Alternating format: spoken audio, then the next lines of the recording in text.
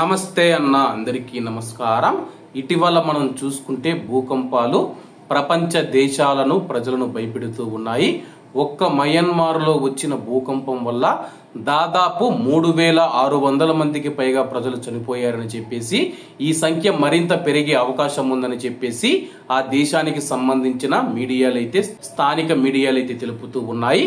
తాజాగా కువైట్ లో కూడా భూకంపం వచ్చిందని చెప్పేసి శాస్త్రవేత్తలు తెలుపుతూ ఉన్నారు।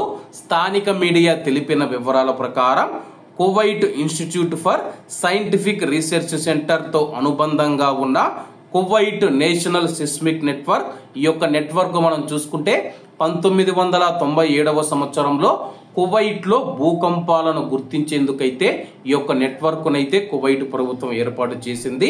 సోమవారం ఏప్రిల్ 7, 2025న కువైట్ లోని మొనకీష్ ప్రాంతంలో నైరుతి దిశలో రిక్టర్ స్కేలు పై 3.2 తీవ్రతతో భూకంపం సంభవించినట్లు కువైట్ నేషనల్ సిస్మిక్ నెట్వర్క్ ప్రకటించింది।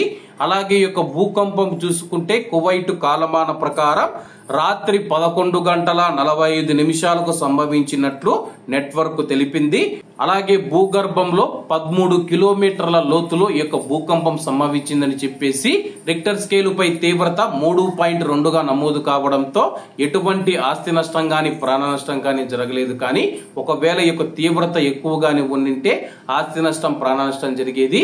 అలాగే సోషల్ మీడియాలో మనం చూసుకుంటే కువైట్ లో భూకంపం వచ్చిందని చెప్పి చాలా మంది సోషల్ మీడియాలో పోస్టులు పెడుతూ ఉన్నారు।